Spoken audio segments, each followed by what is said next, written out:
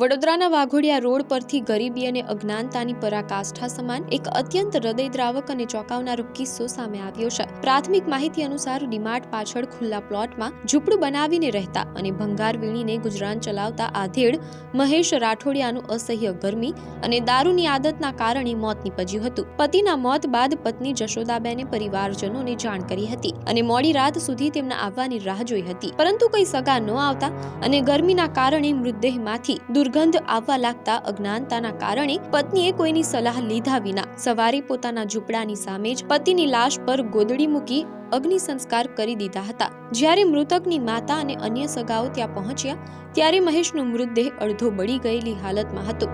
આ ભયાનક દ્રશ્ય જોઈ સગાઓએ તાત્કાલિક પાણીગેટ પોલીસને જાણ કરી હતી। પોલીસે ઘટના સ્થળે પહોંચીને તપાસ હાથ ધરી હતી અને અડધા બળેલા મૃતદેહને કબજે લીધો હતો। ત્યારબાદ પોલીસે સગાઓને સાથે રાખીને ગાજરાવાડી રામનાથ સ્મશાન ગૃહ ખાતે વિધિવત રીતે આધેડના અંતિમ સંસ્કાર કરાવ્યા હતા।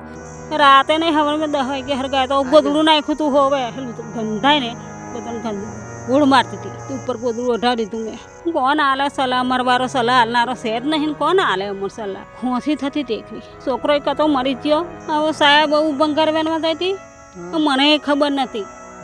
આ તો પેલી મારા ભાભી મને બોલાવે ને તાર મને ખબર પડી કે મહેશને આવું આવું જ થયું કે પછી રિક્ષામાં બેસીને અમે અહીં આવ્યો।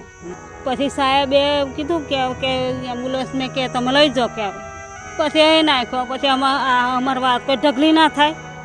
હવે એકલો એકલા 3 જ જણો હતો અમે, કોઈ ના હોય તો શું કરવાનું?